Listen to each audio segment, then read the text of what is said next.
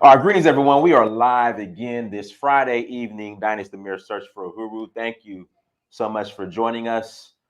Without further ado, we'll jump right into it. Well, no, we can't jump right into it. Jump right into it because I have some announcements. Announcement number one: we leave for Nigeria on Monday. I am looking forward to it. If you want to roll, you can still make it happen. Get visa on arrival. Hit me up.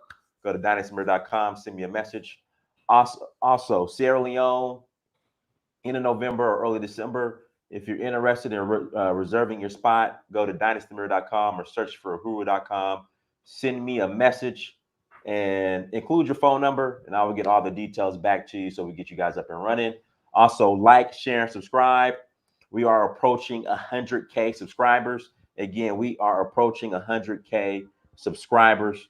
So when we get to 100K, have a special giveaway. And like I said, Brandon, since you are a subscriber, you are eligible for the giveaway. Again, you are eligible for the giveaway. Without further ado, let's go ahead and jump into it. Is it time for Black America to move past reparations? There was, Brandon, I'll start off with this. There was never really a reparations. I mean, the average Black American is not thinking about reparations, Brandon. Let's just keep it real. Oh, you're right. So it's never been on the table anyway. It's just a small sector of Black people who are even interested in reparations. So, but let's talk about it. Go ahead, Brandon. Okay, so Dynas, I put it because I want people to be able to kind of like when they look at this, because I feel like this is something serious.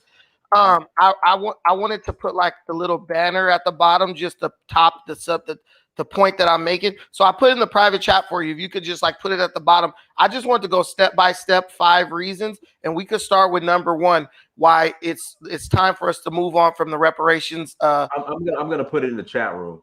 Beautiful. So why it's time for us to move on from the reparations discussion.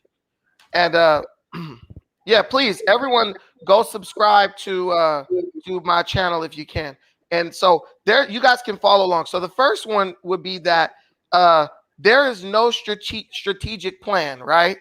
Yesterday, Yvette Carnell was on Black News Network with Mark Lamont Hill, and she was interviewed by him, and he gave how did that go, Brandon? What are you about to tell me anyway? Mark Lamont Hill, I think he's been a person who's been very critical of the ADOS or the reparations movement.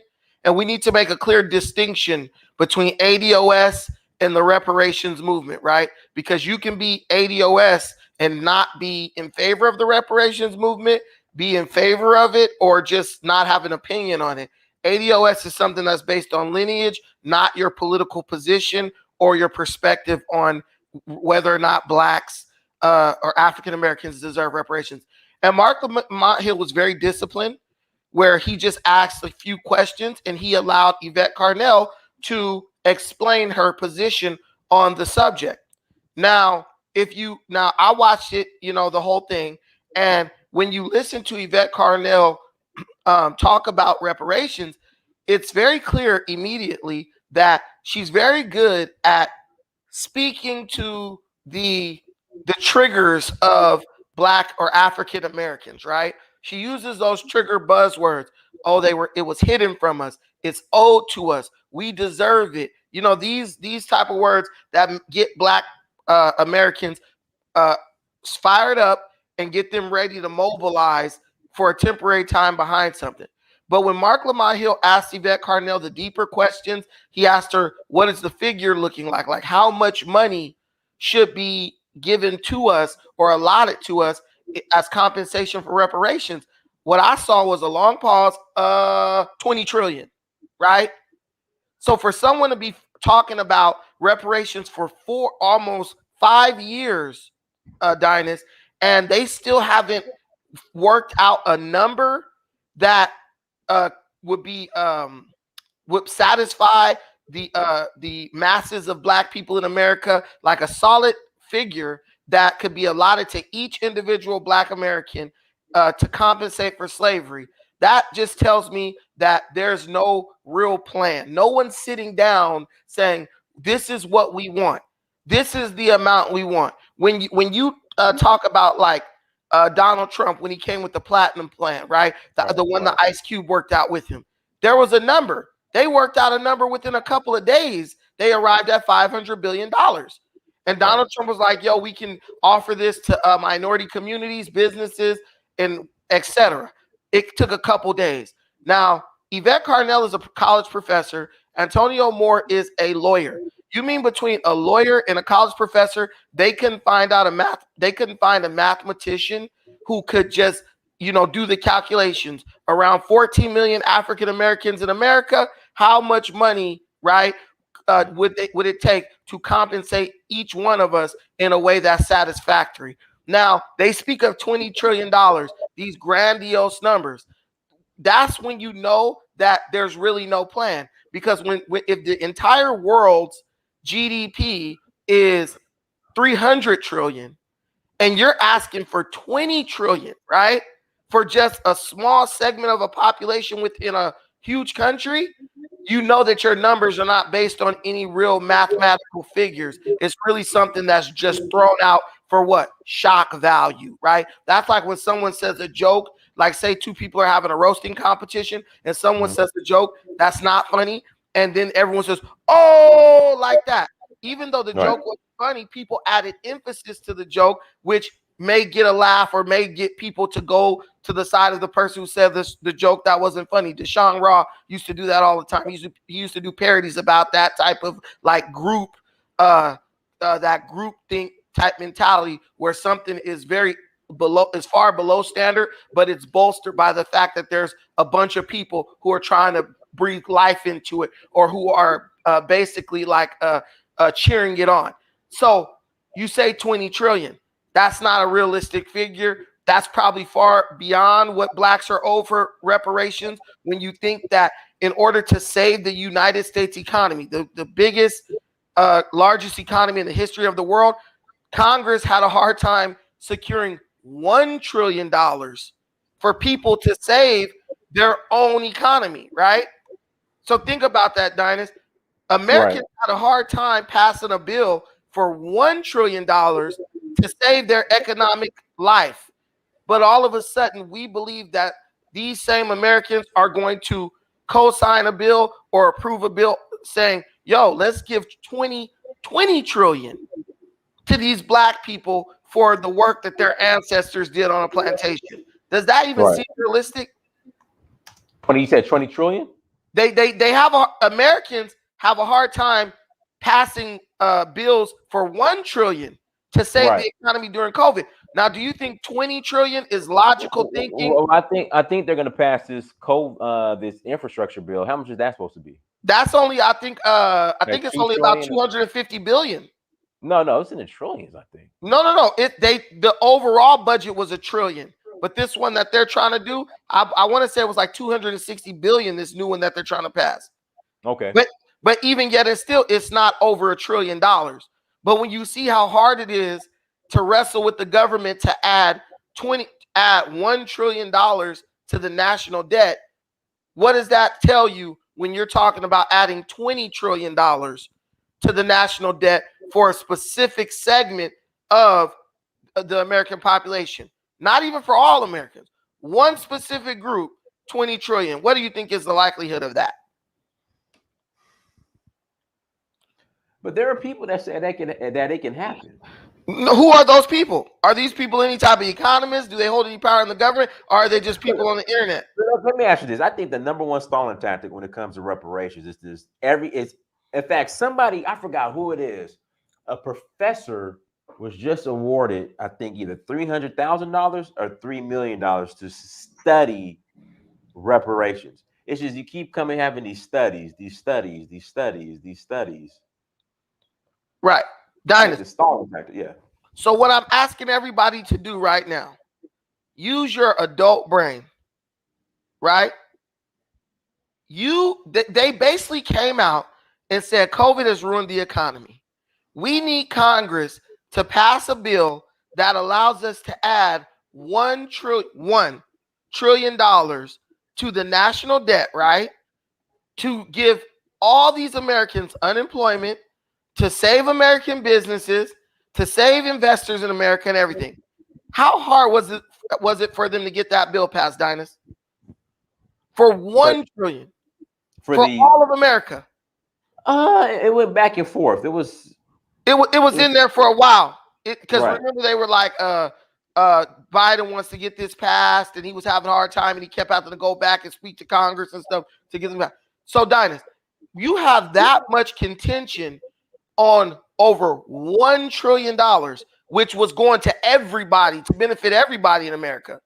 How much harder do you think that's going to be to convince the American people, we need you guys to approve $20 trillion added to your national debt for just black people in America?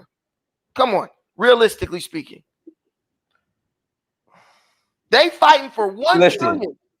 I don't see it happening, but if it does happen, they can cash at me my reparations. I guarantee you they're going to have an option where you could get cashed after your reparations. Okay, and if it does happen, but what I'm saying is, when we're thinking, if we had to bet our last dollar on it, these people won't even, they don't want to agree to $1 trillion for themselves. Whites, blacks, Mexicans, all that. But they're going to approve $20 trillion for just blacks in a country that everybody, even on this comment section, will admit is racist, doesn't like black people. But suddenly they're going to give you $20 trillion, which is the amount that Yvette Carnell said yesterday on Mark Lamont Hill. I mean, honestly, in your heart of hearts, being honest with yourself, you know that that's not realistic. And that's what leads me to understand the fact that these people have not made a plan. In 4 to 5 years, their only plan was, well, we're going to get white people to agree to it, then we'll let them figure it out. That's what it seems like the plan was. Once the Democrats agree to give it to us, they can figure out the amounts and the numbers. They can do the numbers. That's not having a strategic plan. That's just saying something, talking about something, and hoping that the white man does the thinking for you, right? Which is what a lot of us do. We want to receive the benefits, but we don't want to do the heavy lifting, right? Secondly, second point, there's no consolidated context, right, by which to begin the process of asking for reparations. That is why when you ask for reparations, a cash payment, white people were able to say, okay, here's what we're going to do for you. We're going to start research on reparations. We're going to do research to come to a conclusion, or to come to to an agreement or an understanding as to whether or not you are able to, we should give you guys reparations, right? So because the context of your request or your demand was totally lost, white people were then able to shift the context to your movement. You were asking for a cash payment, reparations for the work of your ancestors, because they were forced into slave labor. White people transformed that into, oh, you are basically arguing that you are owed reparations. You don't expect us to actually give you reparations. You just want us to agree with you on the legitimacy of your claim to reparations. And that's why instead of a check, you got research. We'll do a study to see if what you're saying about you being owed is legitimate. They haven't even begun to address the issue of, we want some money. We want cash payments. Right. They're not even thinking about that. They just talking about whether or not reparations are owed. They're not talking about whether or not you're going to get them. They're just saying whether they're owed or whether it's legitimate to claim. So that's the second thing. You don't have a strong context by which you operate. Like, say if you go to like Dinus, you worked at Cintas. Right. Did you guys have like a company core value or like a slogan? What was the slogan? What was the slogan? Oh man. Shit. God, hold on. God damn. Cintas. I know like our core values was, we wanted to be like profitable for our shareholders. I forgot. But, hold on. But you had, but we had one though. I forgot. Right. You had core values. Every company has them, And that is the philosophy by which you operate, right? At the end of the day, these are the things that you need to be ensuring for our shareholders, our customers, and yourself as an employee and your fellow employees, right? This is our commitment. We didn't have ADOS, the reparations movement. It doesn't have that. Really, it's just a bunch of people they all agree on the fact that they want reparations, but there's really no agreement of the context in which reparations should be distributed or how those reparations should be put to use once they're distributed, right? So if the white people were like, look, we're going to give you 50 office buildings downtown New York, no one would have a consolidated understanding of how to go about turning those office buildings into profit or into, money for Black people. Everyone will be disagreeing on, well, should we sell them? Should we use them for business space? Should we use them for for housing? Things like that. That's because there's no consolidated goal. There's no motive. There's no specific idea or philosophy that brings everybody together. They tried to do it with the cut the check line, cut the check. But cut the check wasn't something that was strong enough for people to build ideas on and to move a true movement forward. That was just an emotional outburst. When I have nothing else to say, when I have no numbers, no facts, no nothing, I'm just going to try to drop the mic on cut the check. Cut the check. I don't want to talk about it. Just give me my money, right? Like Keyshawn Johnson, just pass me the damn ball. Well, Keyshawn, it's fucking 3-1, right? Right. And you talk about, I don't care, just pass me the damn ball. See, that's the kind of thing we engage in a lot in our community in Black America. We don't want to hear the facts. We don't want to hear the numbers, right? We just want you to give us what we want when we want it, which is right now. And just like Keyshawn found out, that leads to losing. That's not a winning strategy. That's a losing strategy that gets your ass out of the NFL, even when you was in the middle of your prime, right? That's what's happening to us. Okay, so the third thing is we just haven't worked out the numbers on anything. Nobody's figured out a number, how much we're owed. Nobody's figured out a cost, right? Because this is going to cost actual money. You're going to have to go to court, hire lawyers, things like that. And that actually leads to another point I'm making. Lawyers are like sharks when it comes to money. When they smell an opportunity to make some money, lawyers will come out of the woodworks. And when they know you have an opportunity or a chance to win, what's their favorite line, Dynas? If you don't get paid, I don't get paid, right? Right. Do you not think that if there was a chance in hell of you getting a $20 trillion cash payment, do you not think you would have lawyers, white, black, green, blue, Samoan, swarming around you like sharks, calling you, bugging you every day to allow them to trying to get you to allow them to represent you so that they could take a piece? They can take 30% of that $20 trillion or at least some substantial piece of that money because they were your legal representation. Right. Antonio Moore himself is a lawyer. And even he couldn't get other lawyers to join him in the fight for reparations. That gives you an idea of how futile that movement, it wasn't even a movement, how poorly put together and planned it really was, right? Right. The fourth reason is the current movement is hinged on emotions, right? Go ahead, Don. You want to say something? No. Go ahead. Guys, hit that like button again. Hit the like button. And go subscribe to my channel too. The fourth reason is this entire thing is hinged on emotions. And what do we know about movements or emotions, Dynas? Nothing can be sustained on emotion. And as you see, because it was hinged on emotions, how long was it sustained? For roughly 3 to 4 years. Once the election happened and Black people didn't get what they wanted from Joe Biden, it deflated the balloon. Even Yvette Carnell, the most outspoken member of the ADOS crowd, she went into hiding for 4 months. She wasn't on any platform, wasn't on YouTube, wasn't on any social media, right? She was like on Twitter, just giving comments, right? Because once the emotions were sucked out of the movement, once she lost, she took that hit, her and Tone. Tone went to making movie reviews, and she just disappeared altogether.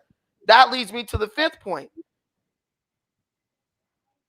The fifth point is that ADOS, we allowed the reparations movement to become a xenophobic movement. We did the same thing that Trump did when he started calling COVID the Chinese virus. We started using other people who weren't even involved in like the chattel slavery aspect, where it's like you're actually like hey boy, you getting whipped, or you're gonna actually plow these fields. That part, the part where the work happened. Now they were involved in the sale, in the trade, but the part where the work was actually done, where you're putting the hammer to the nail. Continental Africans weren't involved in that part. The part that just took place on U.S. soil, we allow people to make our reparations movement that was about what happened between us and white folks.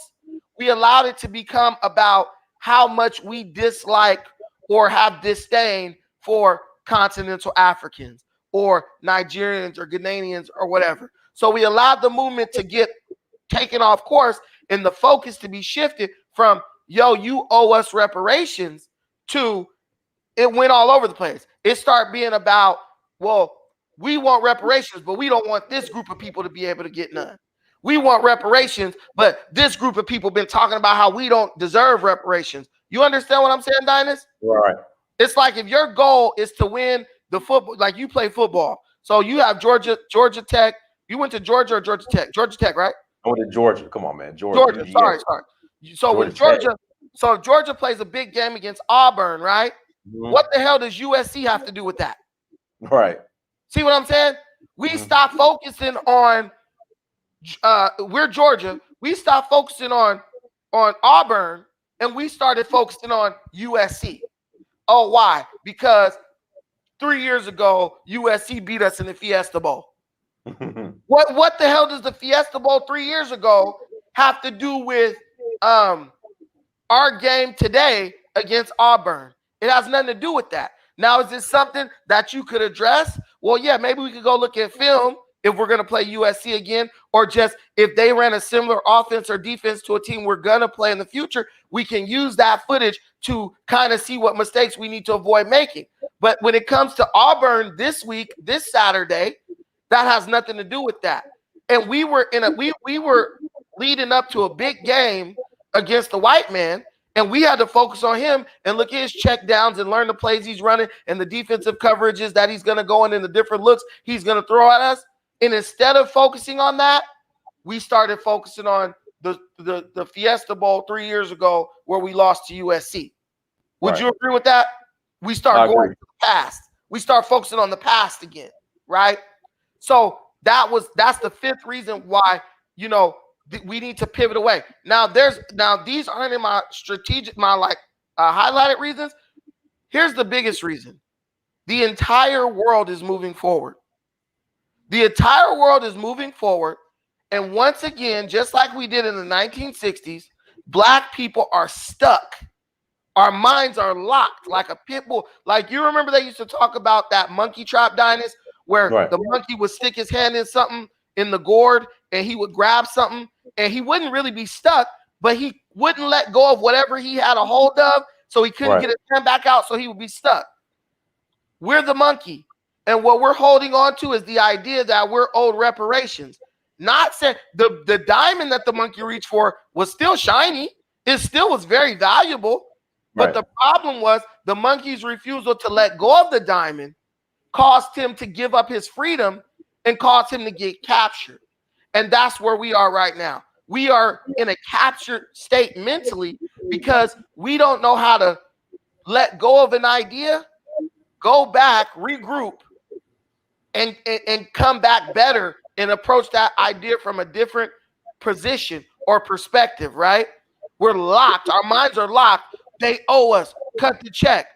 But there's no one in our community. And Dynas, I want to ask you a question. Go ahead. How has us demanding reparations moved us progressively forward from 4 years since 4 years since we've been talking about it? It hasn't at all. What benefit, what strategic or tangible benefit, not of saying we're all reparations, but the demand for reparations in the way that we choose to execute it? In what way has this benefited Black people? It hasn't. I mean, it's benefited like Yvette Carnell and Antonio Moore's pockets a little bit. A couple people were able to capitalize off of ADOS t-shirts and hats. I think some church got paid to host the ADOS convention, right? Right. It gave a couple of politicians a little bit more notoriety and publicity, right? Elizabeth Warren, Kamala Harris, they got publicity for telling you no. So they got that like 5 minutes of like media coverage for telling you that they ain't gonna do nothing for you. So when you see that something is not, or the way you are choosing to execute an idea or a plan is not benefiting you in a tangible way, it's time to go back and regroup, right? It's time, like Dinah, you're on the football field. You tried to run 27 toss 2 times, didn't work. What you think y'all need to do? Play action. I don't know. Run something else. You need to go huddle. You need to go to a huddle. Right. Or call a timeout, right? Which allows you to regroup, allows your coach to draw up a better scheme or notice something that you guys didn't see before, so you can exploit that. Has there been a time for regrouping?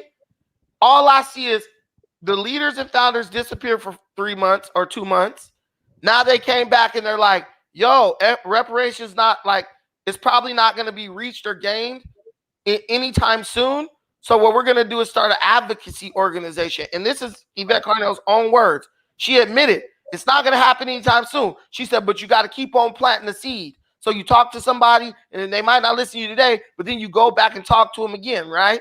She's pivoted, but she hasn't came back. She hasn't shared her thoughts and ideas with the people who support her and asked, hey, what do you guys think we could have done differently? What do you guys think was wrong with our approach the first time? She just said, well, hey, this didn't work, so we're going to do this now. We're advocacy group now. We're starting a 501c4 now. See, everything. What'd you say? C3. No, go C4. ahead. No. C4. C4 allows you to make commentary on political issues and to support political. Yeah. So they started C4 so they can donate money to political candidates, right? Not C3, C4. Now you've started a 501c4, which allows you to donate money to political candidates, right? So what are you going to do now? You're going to pay politicians to support reparations? Even if you pay them, they can say, I support it all they want to. But when they bring it before Congress, all the politicians that you didn't pay are going to be like, hell no, right? Or is it something where they want to be allowed to receive donations for candidates or take your money and donate it to Democratic candidates without you knowing who the hell they're giving your money to? Because that's what a 501c4 is, so you could anonymously donate to different political parties, right? Now that's all speculation, but it looks like what they're doing. So I'm not saying that that's set in stone.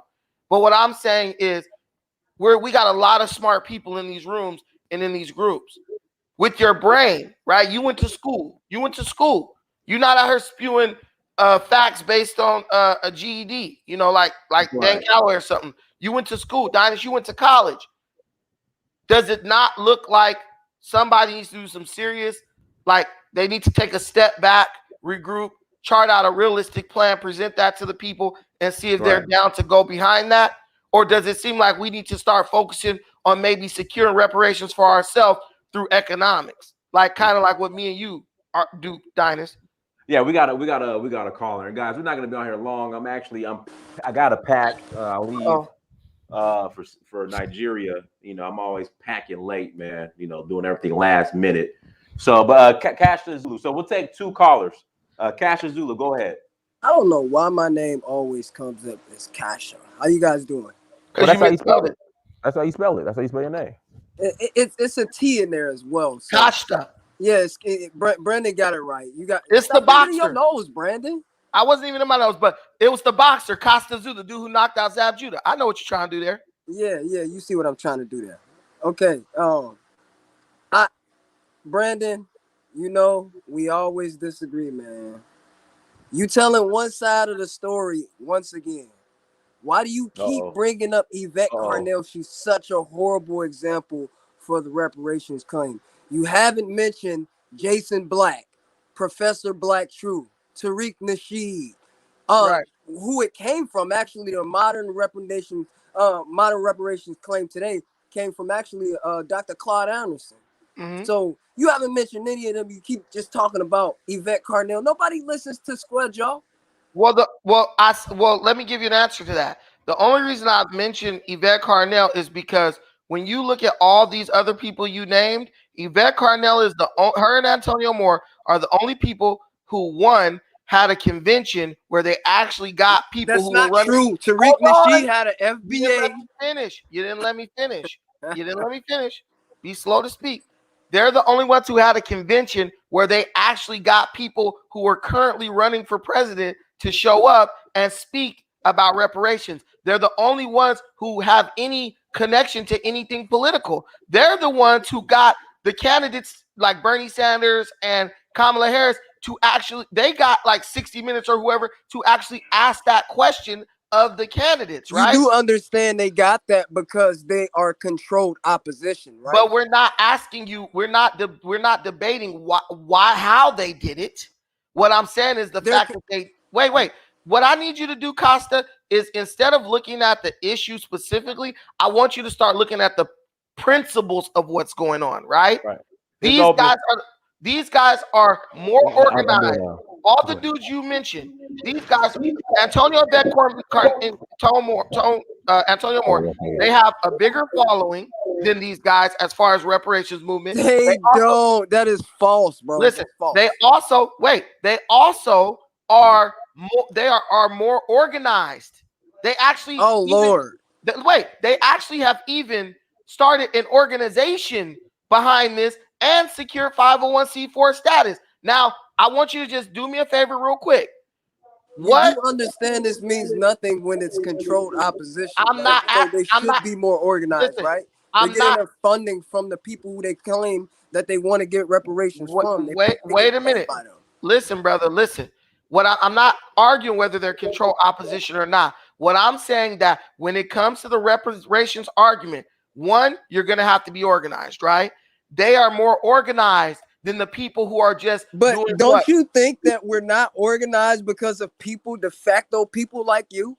No, you're I've not never organized. heard a Jew that says, Jews shouldn't get reparations even though they weren't enslaved on the soil. I've never heard a Japanese say, oh, no Japanese should get reparations. We're not organized enough.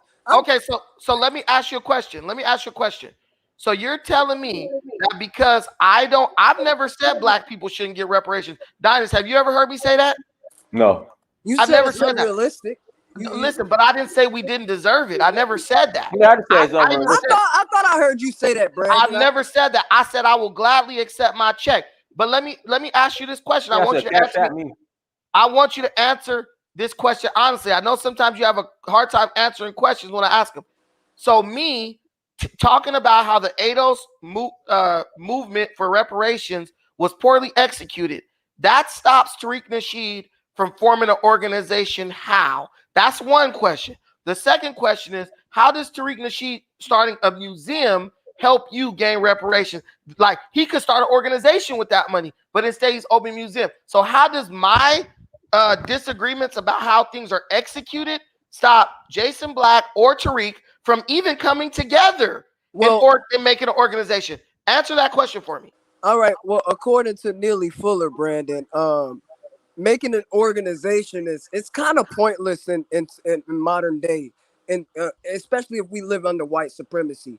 All they have to do is send in a couple of moles, and they can infiltrate your organization as soon as you start it. So it's pointless. We need to be formless. We need to have a code of conduct. That's what it is. Well, And you got okay. Let me ask you a question. Off code. Let me ask you a question. Let me ask you a question. This is another question because I want you to answer questions so people can get the message. So when you talk about being on code, so when somebody calls in and asks a legitimate question to Jason Black about any random thing, not disrespecting them or nothing, the guy starts talking about their mother, that's their not husband. true. That's Stop, not true, brother. Brandon. Hold on. He starts insulting them personally. You're broke. You're poor. All this stuff. How is that on code? How can you bring those people up as an example and then tell me we need to be on code when you bring up people who are consistently off code? And Tariq Nasheed engages. Hold on. Tariq Nasheed engages in the same type of childish behavior. Dynas, am I lying or telling the truth? It depends. Yes, and it's yes and no. I seen them do it, and sometimes listen, everybody shouldn't be extended. Contra, this is what they'll do.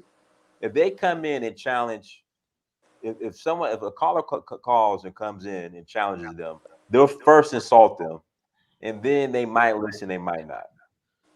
Yeah, but the point is to do this. Kasha, I want you to look at things. This is the adult world now. This is the world of 5-second sound bites. This guy's your champion for reparations, right? We take a 5-second clip of Jason Black degrading a single mother or Tariq. I've heard both of them do that on their show. Not even the lady didn't even insult them. They might have asked a silly question and they just ripped them a new one. Let's take 5 seconds of that and put it on the jumbotron in front of Congress, and then say, now coming to the stage, the guy who is behind this rant, this attack, is going to ask you to give them money. Brandon, that's an entirely different broadcast. That's not the Black channel. That's the business. Counts. No, that's what you don't understand, brother. Everything doesn't count. Just because something is on a different channel, that doesn't mean that the person doing it isn't the same person who's on the other channel. If I could start another YouTube channel and be like, oh, Brandon knows best, and I could just be a straight coon on there like, Black people don't deserve reparations. Black people should thank white people for bringing them to America. Will I be able to then say, I'm not a coon? That was on another channel. Yeah. No. So the problem here, Costa Zulu, at the root of this is you don't know how to choose leadership for yourself. Because listen, you're choosing. I don't need a leader, and that's why you're never going to get anywhere. Brandon, we don't need leaders. No, don't say we. Speak for you. No. People don't. We need to be our own leaders. Okay, Everyone so why does the United States have the president? Right there. Why does everybody kicking our ass have a leader? If we don't need one. Okay, who's the leader of white people? Please tell me. The president of the United States. That's not true. The president of the United States is the leader of white people. The president of the United States is on the throne of white supremacy. Yes, but does he every day? But do they lead Britain? Do they lead Australia? They don't lead Britain. Brother, they don't lead Australia. They don't lead Russia. Okay, Dynas, let me ask you a question, Dynas. If America go to war, right? War in Afghanistan, prime example. Got their ass kicked. No, listen, brother. We're not talking about who won. How many of those countries you just named, even though they didn't have no problem with Saddam or Osama, went over there to help America fight? Australia, Britain, Africa was even sending troops over there. Germany, France, every country. Because America is the leader of all those white-dominated countries. If America say, yo, we going to ride out on these niggas, every country, whether they agree or not, Dynas, are they going to ride out? They're going to ride out. Okay, Casa. So we just disproved your one point where you said the president of the United States is not the leader of white supremacy. So tell us again how Black people don't need no leader, but everybody kicking our ass as leadership. Supremacy. The leader of white supremacy. That is the president of the United States. Joe Biden is a puppet. Joe Biden is a sock puppet. We're not talking about Joe Biden. We're talking about the president of the United States. Fam, listen. So he is the current leader of white supremacy. He's a sock puppet. The leaders are behind the scene. Power is unseen. You're moving the goalposts, brother. I'm not moving no goalposts. You said, bro. Like you, fam. This is military science. Power. Listen, brother. Listen. You said this was your question. Who is the leader of white supremacy? I said the president of the United States. That's not the leader. Listen. Okay. Who's the leader? Probably somebody you've never heard of. Probably somebody. But there's a Someone leader, you've right? never heard of. But there's a leader, right? Oh, it's someone that in control. It's But one is there a person. leader? At top. Yes. So It's this is not why, Joe Biden. He's a So- 70-year-old man. let me ask you a question, Costa. Your assertion was that we don't need a leader. Now let me ask you this question. We don't need a leader. Listen, brother. You listen, because this goes against what our ancestors say. So you're smarter than them now. So let me ask you a question. That's Can not a pickup wait. Can a pickup basketball team beat the Golden State Warriors? That's a horrible analogy, I'm asking you a Brandon. question. This is what Can a you pickup- do. You just Dinus, give let me ask horrible you a question. analogies, bro. Right. Can a Like, pickup basketball team beat the Golden State Warriors? No. come on, you know the answer to that. Yes, I'm not gonna. and you know answer it, why? bro. And you know why? Because they don't have a system. And Oh, you know why? oh And you know why my they don't have a system? And because they Okay, don't have a system. okay. Fam, listen. Who's the leader of the Golden State Warriors? Steph Curry. Whatever Curry say do, everybody on the team gonna do. Who's the leader of the pickup basketball team? Nobody. That's why they're gonna get blown Bro, out every time. you said the president of the United States is the leader of white folks, bro. Do you Dinus. know there's been 2 U.S. presidents that has been assassinated by Dinus. white supremacy? Yeah. What are you talking Yes, about? because white supremacists were like, this guy's not a good leader of white supremacy. Let's get real. Dinus, who is the leader of white supremacy in the free world?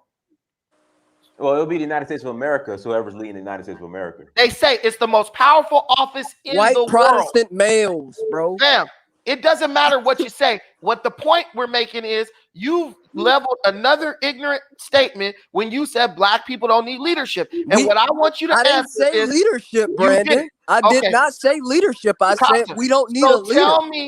tell me, how do we beat the people who are beating our ass when they got a leader and we don't? Listen, Why Brandon, don't we you need did a not leader? say leadership. You said leader. We're talking about a single person. You even said Joe Biden, the president of the United States, is the leader of white people.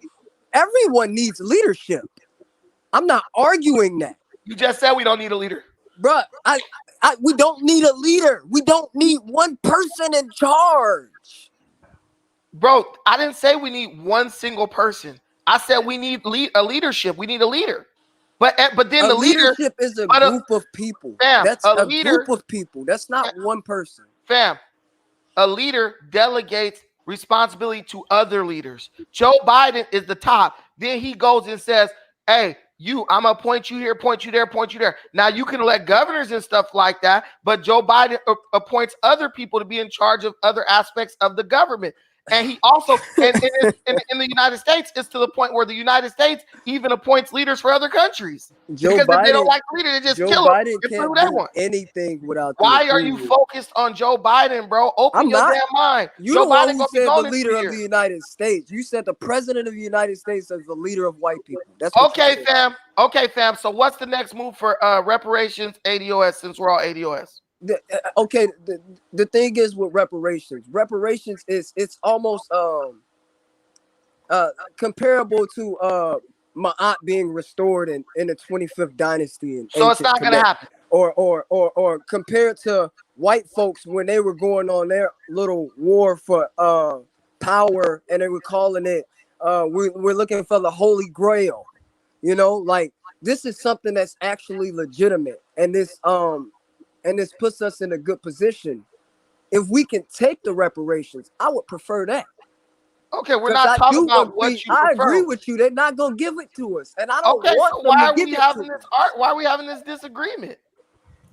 I'm Hey, saying, I want to get another caller on here. Okay. Okay, let me. All right, my bad, y'all. For But anything you want to share in closing? I want to get Courtney on here. Then I want to close out because I got to start. Okay, all I want to say in closing is basically reparations is something that we can always chant as long as we over here and we're oppressed until we gain sufficient power to where we don't need to chant that anymore, because it's not just slavery that is the reason we're owed reparations. It's everything that we've been through: Jim Crow, redlining, and every other thing, medical apartheid that we've been through in this country. So I just want to make one thing clear, Costa. So basically, you're agreeing with me. It's time for us to move on from the reparations argument until we can come back. I'm with a not better agreeing plan. with you, bro. We can walk and chew gum. No, but what I'm saying is at this point, it's best for us to move on from it till we can come back and do it right or wrong. No. Okay. We can agree to disagree, bro. You know. I said okay. All right. Y'all have a good day. Brother. I appreciate you coming on. Peace and love. He's never gonna agree with me. He's never gonna agree with me, but it's fine. But I feel like he's making my point. Go ahead, Courtney. Now mute yourself. Hey, peace to the panel. So good seeing you again and being back back on the live with Brother Dynast, and hello, Brandon. Always a pleasure. Hello. I don't think that we need to move on from the conversation about reparations or the fight for it. Can you hear me? Courtney, can you hear me? Can you hear me? You said where? I said, where you been? You disappeared. Yeah, I can hear you. I said, where you been? You disappeared. You said I disappeared? He's saying you haven't been here in a while.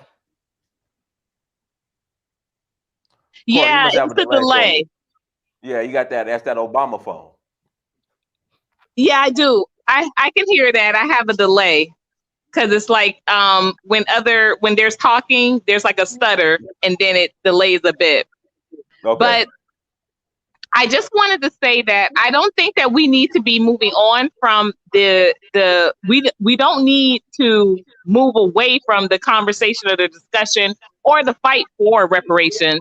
What we need to do is actually put our efforts more efficiently or effectively into what those reparations should mean, should be rather. I think for much too long, we've been saying, or the general consensus is saying, oh, it's money. It's got to be money. It's got to be money. How much money? I personally don't think that that's where our energy should be pushed towards. I think that our energy should be pushed towards land. I say this for a couple of reasons, right? Let me give, I love to do my list. So I'm going to give my top 3 reasons why I think that it should be land. First and foremost, we have a housing crisis here in America, and this happened prior to the pandemic. What has happened during the pandemic is that it has been exposed. As you know, from my days of being an elected official, housing and family support, strengthening families empowerment was a big part of my platform as well as my campaign to be elected. Now, upon getting elected, what I started to recognize was that the people that were not homeowners, or i.e. landowners, they were not able to make these meetings. They were not able to make these, to be a part of these conversations, to draft very significant legislation. And the reason why they weren't able to be a part of it, because they're the ones that were working the hardest. They were working in the lower class. They were working poor, and they were very conflicted when it came to time. And that's the truth of it, and that's the nuts and bolts. So you're saying they didn't want to show up? Because if you're saying they're conflicted in time, I mean, Courtney, we know it sounds nice. Yeah. Oh, they couldn't because they were workers, they were poor.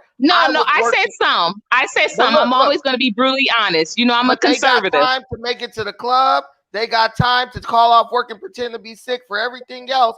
I was that person. I was working poor, a shitty job, making $8 an hour with a wife and a baby, living in a 1-bedroom apartment. I still made time to go do the things that I wanted to do. So they did not show up because they couldn't. They didn't show up because they didn't want to show up. I will say that some of them. I'm not going to definitely sit up here and say that all of them were that way. It was definitely some of them, but I don't think it was all. But that was number one. But number two, as you all know, even though here in some counties in Georgia, the eviction moratorium has been extended, the nuts and bolts of it is, once this eviction moratorium is done, 1.4 million of African Americans are on chopping blocks for being homeless. This is juxtaposed with the fact that as far as land being worked, I know the brother said, we don't need to just rely on slavery to do the research and to have the numbers to justify reparations. is things that have happened since slavery, which I don't think Abraham Lincoln was wrong when he said the type of justice that African Americans need, they will never be able to find it here in the United States. I disagree with Dr. Umar Johnson when he said that that was because Abraham Lincoln was a racist. I think that he was a realist, and he was very honest with that assessment, that the type of equality that the African Americans are seeking and are due is not here in America, and it's not going to be. But when we go back to slavery and what shifted the relationship or the relations forever, that is what did it. And so when you say, well, what happened during that time that has shifted this relationship, it was the fact that we were not paying to stay in that housing. Our labor was the housing. And so now even paying rent is a fairly new concept, just as much as getting married. Let's talk about it. Hey, Courtney, come on now. You sounding like a real Democrat right now. Paying rent, black folks been paying rent. Listen, my great-grandfather was a sharecropper. He paid rent, okay? He paid in labor and in money to stay on that land that he stayed on. But even in the 1920s, 30s, that was over almost 100 years ago. Paying rent ain't new to black folks. Black folks pay. Now, I'm not saying that. I'm not saying he didn't. And this is not a Democrat. This is not a Democrat. This is someone who is speaking that again is very much conservative with. I'm talking about with policy. If you check my policies, Courtney, if you check my policies, you know that I'm not. But what I'm going to say here is that. Listen, let's reduce your entire argument into one sentence, right? This is why I'm telling you that we need to move on for reparation. Cut the check. Everything you said is meaningless to your people because their mind is locked on one thing. Cut the check. Black people gonna be homeless. Cut the check. Black people ain't got no equity in America. Cut the check. Black people can't find a job. Cut the check. Their mind is locked on that. So, and what I'm telling you is because the check ain't getting cut no time soon, we can all agree on that. You need to tell your people, look, we need to redirect. You know, my dogs, sometimes they get obsessive over something like a ball or a toy. So when I say, man, my dog is like so focused on this toy, I tell the trainer, I say, how do I make him stop going after his toy? The trainer say, you got to get some food or something else he likes better to redirect him because his mind is locked on this thing, right? So it's like these people are so focused on cut the check.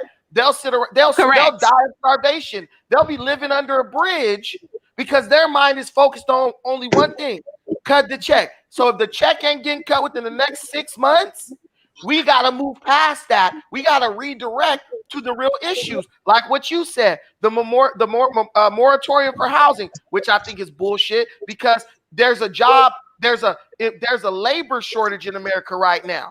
So nobody should be getting evicted because there's plenty of jobs for everybody right now and not bad jobs. I've been seeing help wanted signs all over LA. Correct.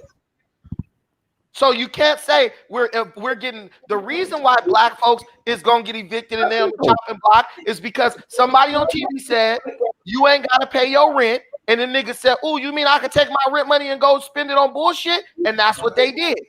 You know it's true, and I know it's true. Right or wrong, Courtney? I'm asking a question, Courtney. No, that is not absolutely true. I work with evicted families. No, that is wrong. I work with evicted families here all over Georgia, and that's not the case. That's not the case. And it's sad that that's being generalized. No, it's not, because that's what's happening in the majority of these cases. Because if they were, listen, okay, what caused them to get evicted then? They were homeless before the pandemic. Right or wrong? No, a good actually no. In 67% of Austell, which is Cobb County, they were not homeless prior to the eviction. Okay. And I'm meeting constantly every week with the county commissioner there. Wait. They were because of loss of their jobs during COVID. No. That's impossible because people who lost their jobs during COVID got unemployment. So they took their big fat $9,000. No, that's not the case. That's not the case. That is not necessarily the case. That is not necessarily the case. And I'm going to say, hold on. I got a Courtney. I was getting. This is looking at you. And stimulus check. Everybody did. Everybody did. They got. Listen, I did not. I didn't. And I have 2 children. I had them naturally out my body. Did you lose your job? I received no stimulus check and I received no child tax credits throughout this entire process. Were you working for yourself? You said what? Did I lose my job? For yourself? Were you working a job? Yes, I'm working for myself. That's why you didn't get a check. I'm an independent consultant, but I work for I worked for a property developer. And the sites were all shut down for 6 months for COVID. 1099 or W-2? I was 1099. Okay, stop it. Okay, you should have got unemployment. You were eligible for unemployment. You were. As an independent contractor. I got My it. wife got it. My wife got it. This is the reality, Dinus. This is just a bunch of excuses.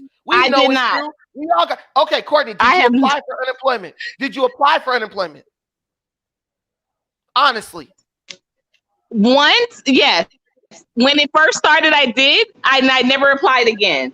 Okay, then I was advised to apply again. I never applied again after not receiving it the first time. Okay, so you didn't want no money. You didn't want money. So what I'm telling you is, so here's the thing, Dinus. This is, and I love that Courtney brought this on. No, you know what? It's not that I didn't want the money. Why would I not want the money? Because you didn't apply again. Because my wife got denied the first time. My wife got denied the first time. Yeah, but I'm saying, why do you think I wouldn't want the money? I'm asking you a question. Because maybe why would you think I wouldn't want the money? Maybe you have savings. Maybe you have money. Maybe you got side hustles. Maybe because what? I'm just not bothered about it. I wasn't bothered about it. Two times top 40 under 40.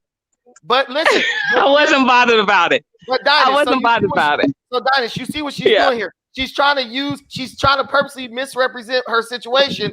She's to use it to try to justify other people. I am not. Brandon, I am not. This is what happened. These people got a $10,000 unemployment check. They also watched TV with the white folks telling them that they didn't have to pay their rent. So they went and spent their $10,000 unemployment check on bullshit. And then the landlord came and said, here's an eviction notice, nigga. And then it was like, well, you can't evict me. And he was like, yes, I can. And they got evicted. And let me tell you something else where Courtney engaged in political doublespeak. She said they weren't homeless before the eviction happened. Yeah, we know, because they can't be homeless unless they're not evicted. Wait a minute. Now, Brandon, I have always been kind. Dinus, come on, brother. I've always been kind. I am not speaking no political doublespeak. Stop it, Brandon. They weren't homeless before the eviction. I said they were homeless. They weren't. 67%. Listen. If you really want these numbers, contact County Commissioner Jerica Richardson's office from Cobb County. This is the all-female led DS. All county commissioners and the representative. All female, and these numbers, and they were harrowing, especially when you consider that these families are led by Black women. 67% of the people that have that are feeling. They spent the money on 67% of the families that are filling the magistrate court for evictions. They had jobs. They had homes prior to the COVID to the eviction moratorium being sent out. They spent the money on weaves and getting their nails done. You can only go up in the Chinese nail salon and spend $275 so many times before your money is gonna run out. They wanted the diamond encrusted wow. They wanted the damn. See, that's very upsetting, Brandon, that you would think that this is what most of our sisters are doing. Listen, I have not been to a salon. I don't wear no weaves. You also ran for office, so you got sense. But there are others out here like me. There are others Omega Courtney, let me ask you a question. As a there are others listen, I'm asking a question. that are conducting themselves in the same manner. Let me ask you a question. Yes or no? I just need a yes or no answer. Is there not a labor shortage in America right now? Courtney, is there not a labor shortage? Is there not one? No, is there or is there not a labor shortage? No, there's not a labor shortage. I don't think so. Okay, you just talked about numbers. The numbers. I don't think there's a labor shortage. Yes, you said the numbers. There is a labor shortage in America, a huge one. They even said they gave people so much money that they didn't want to go to work. Yes or not? True or false? That's true. That's facts. Okay. So how can your women get evicted due to financial reasons when there's a labor shortage in America? Meaning there's more jobs than there are people to work them, right? There are more because they wanted to get more jobs. But what also happened with these female-led houses are what? The children were not able to go to school for a lot of those months. Okay, so who's going to be home with those children if they're going out working these jobs? No, when she go to the club, the kids stay home by themselves. All of a sudden, the kids can't stay home by themselves. Don't try to play with me.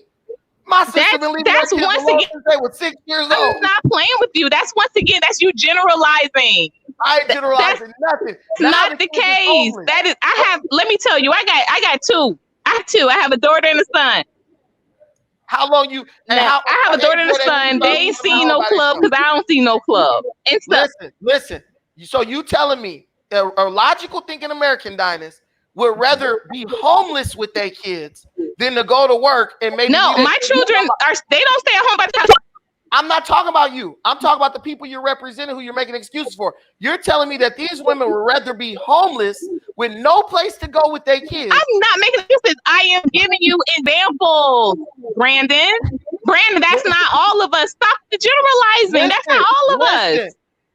Courtney, so what you gonna do? You getting evicted. You ain't got no money, but you got a chance to get a job, right?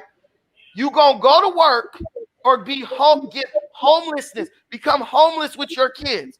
I know you're gonna go to work. Even if you gotta tell a family member, look, I'm gonna leave my cell phone with them, and if it's a problem, they're gonna call you. Even if you gotta pull the knobs off the damn stove so they can't set a fire, you gonna take your ass to work.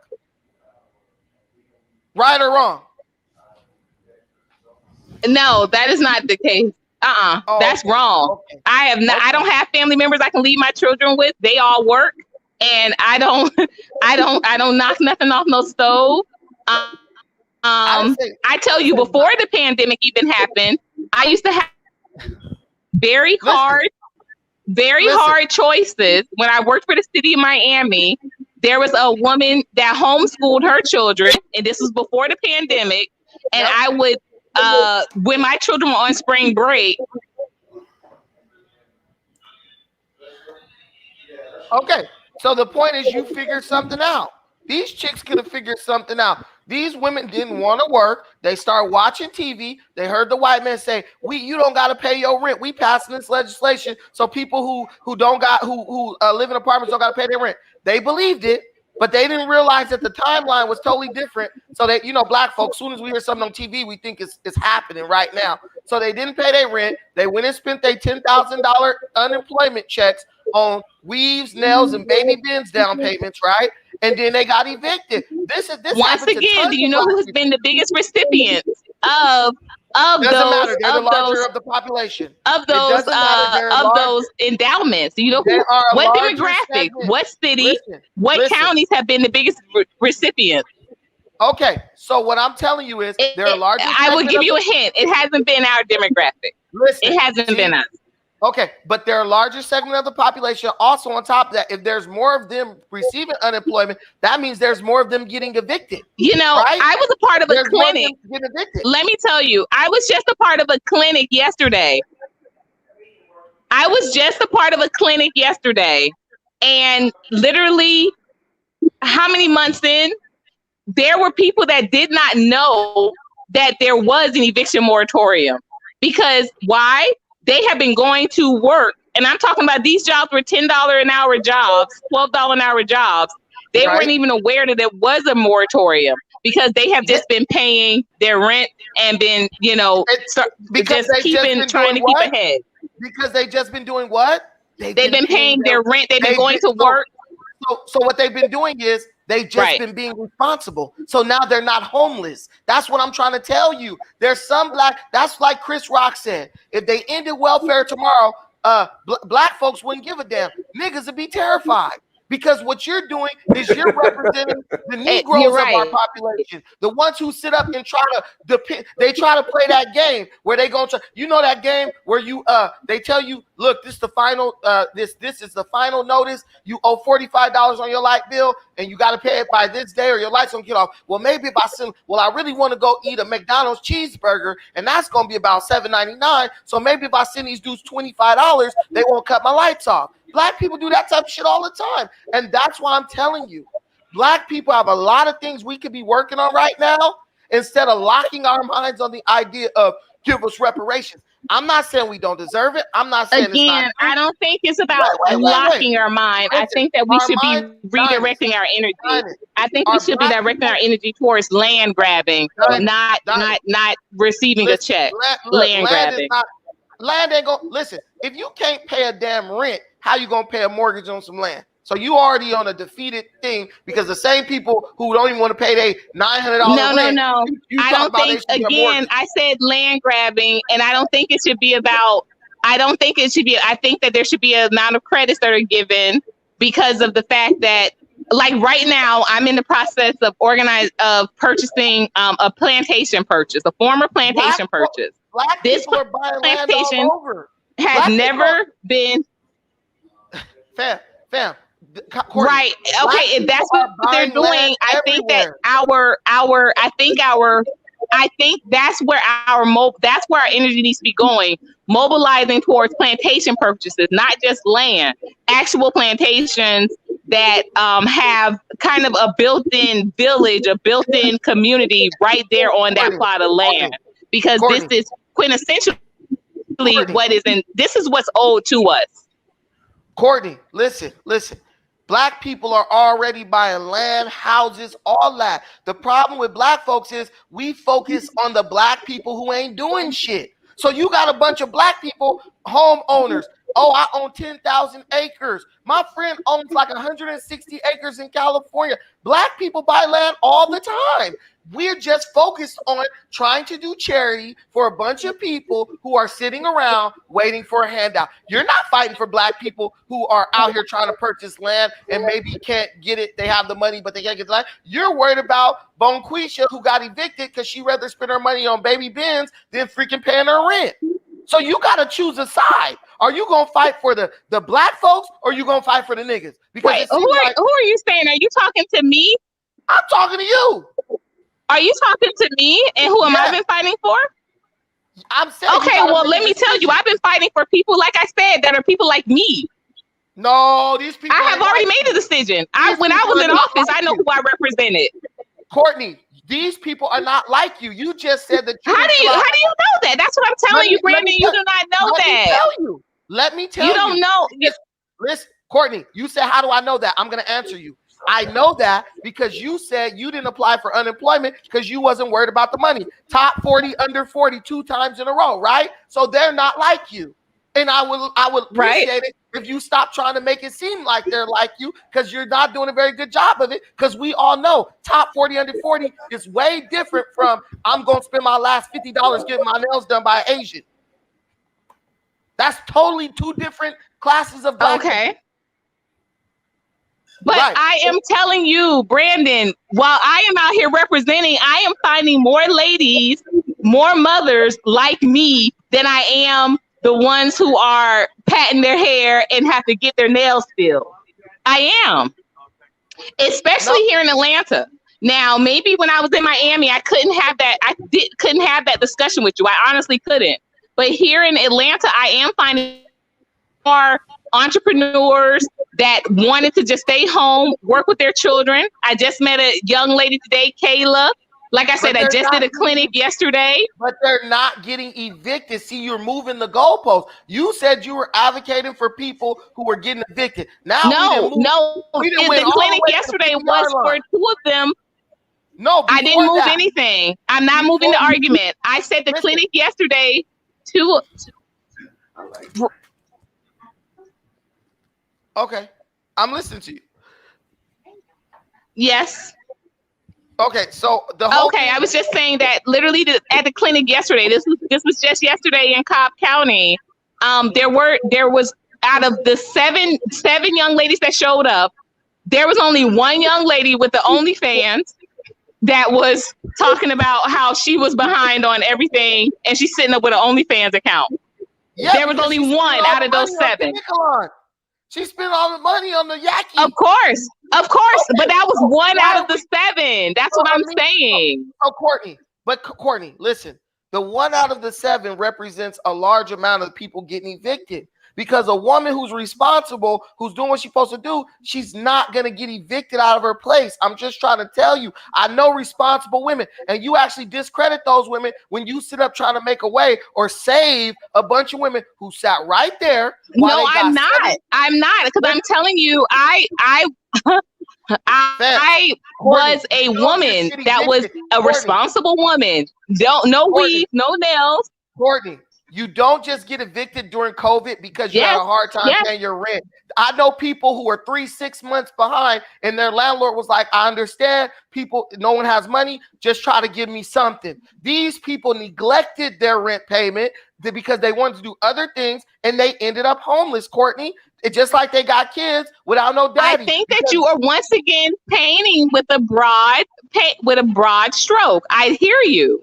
But like I said, I'm here on these front lines, Brandon, and I'm meeting people, former teachers, clerks, store clerks, restaurant managers. Whoa. You're telling me, listen, teachers got paid during the pandemic to sit at home and do nothing. So you're telling me people got paid to sit at home and do nothing and still got evicted? This is just mismanagement. This is just bad financial, like horrible financial planning. And that's what I'm saying. I'm not going to sit up and make and that's the truth, because so many people, you have to understand that in that same vein. Stop there. You just said that's the truth. So what I'm telling you is these people have the means. They're just mismanaging their money. And the answer to that is for these people to focus on what? Getting more money to get more land that they're not going to manage responsibly. I'm not about to sit up and play this narrative of black people are the perpetual victims. No, you just got a lot of irresponsible black people in America who look at having bullshit trinkets as being more important than paying their bills. You just told me you have Hey, Brady, but my uncle said you giving them hell. I'm giving them hell because they need it. They need it because they sitting up. All it is excuse after excuse. It's always just excuse, and it's always coming from like I said, I'm not interested in giving them nor receiving them. So I'm not interested in giving them or receiving them. But what I do not want us doing is painting with a broad paint. We don't want to paint everybody with this broad generalization paintbrush because we get covered. And when I say we, I'm talking about women that are out here, really taking care of their children, trying to be responsible, but we get caught up in that broad paint stroke as well. What? My uncle said we go convert them. We go convert them. I'm gonna preach on them. I'm gonna pray over them. I'm gonna bring them up on altar call in a minute. But what I'm saying is, we're not going to sit here and pretend like taking care of your children and working and paying rent is some type of thing that's worthy of accolades. That's like somebody said, man, I haven't smoked crack in 2 weeks. Yeah, neither has anybody else, dude. That's not no accolade. Now you're doing what you're supposed to do, and you want somebody to and that's not. We're not doing that. What I'm saying. We're better than that. Either. But what I said is that there are women that have schooling. Have been they've had to make some adjustments with everything that has happened, and with everything that has happened, we don't want to continue to have, again, let me finish, thank you. We don't want to have everyone painted with that paint stroke, with that paintbrush. We don't want that. So what you want us to do? And I refuse to be put in that same category. So what we need to do is have, like what I have been doing. We've been working with the political leaders. As you know, or as you might know, the judge here in DeKalb County, black woman, she actually extended the moratorium for 60 days here in DeKalb. Of course she did. But I bet you she paid her damn rent or her mortgage, didn't she? That's the whole point. To make sure that these people that are earnestly trying to make do and make right, that they are recognized. That's important. And so it's not helpful to generalize everyone with the way that you're doing. So that's just not us as a people. So at the end of the day, cut the check, because all these things you said don't mean nothing to your people right now, because they're focused on one thing: cut the check. And I'm telling you, with all these things that you didn't highlighted, black folks got a lot of things that they need to be focusing on, instead of being mentally locked on this idea like a monkey in a monkey trap of white folks need to give us some money. Dude, you just talked about a moratorium where white folks then told niggas they don't got to pay their rent for 8 to 10 months. That's like a gift. Hey, black folks, you don't got to pay your rent. By the way, here's some of this good old unemployment. Here's a $10,000 check. Here's a stimulus check. Here's a PPP loan. But we're still out here saying, cut the check. They cutting checks, fam. You getting the checks and blowing them. You getting the checks and still getting evicted.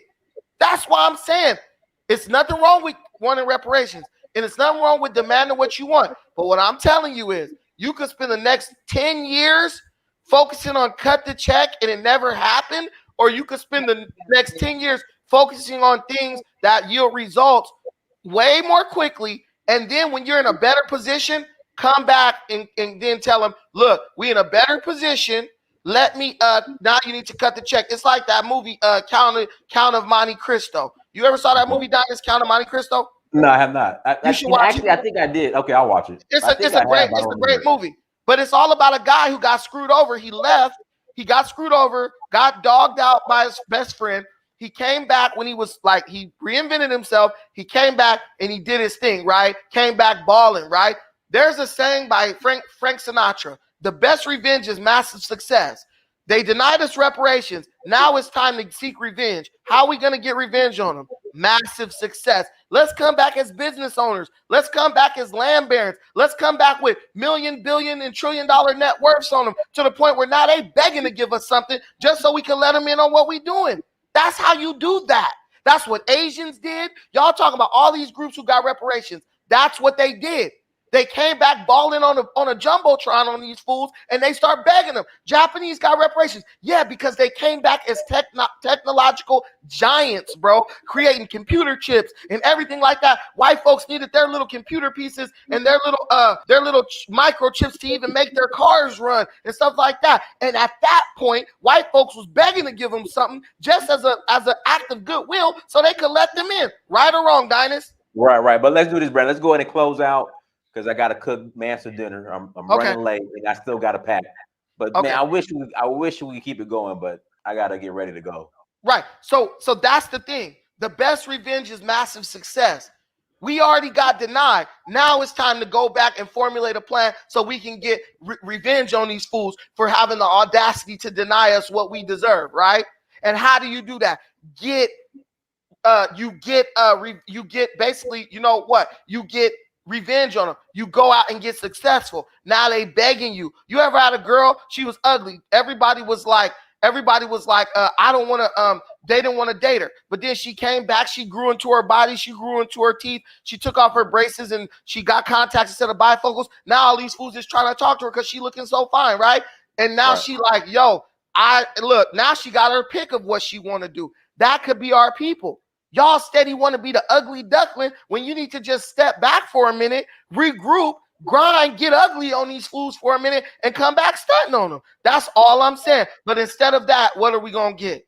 Oh, I'm broke as hell. Cut the check. I'm getting evicted. Cut the check. I'm homeless, living in a homeless shelter. Cut the check. I'm under a bridge. Cut the check. I'm dead, cut the check. I'm 5 generations deceased and all my kids married white women, cut the check. That's not how any of this works. You have to put in some work. There has never, listen, there has never, every journey begins with one step. Even a journey of 1,000 miles starts with one step. You're on a journey. This is a marathon. It's not a sprint. Stop trying to sprint. Stop trying to let people like Tariq Nasheed, Yvette Carnell convince you, hey, black folks, just run as hard as you can for the first 20 yards because this is a marathon.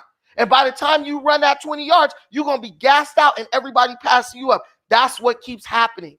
You guys keep trying to sprint, wanting immediate, instant gratification. This is a long run. This is a long haul. Let's start doing the work necessary so we can come out on top instead of sitting down trying to rush things and ending up firmly planted on the bottom. I'm going to leave with my best saying, right? It's better to aim for the stars. If you miss, you'll land on a cloud. Than aim for the freaking ceiling and miss and land in a damn crack house, okay? All right, y'all. Until next time, family, on that note, it is Samir, search for I'm going to use that in my book, Brandon. All right, peace.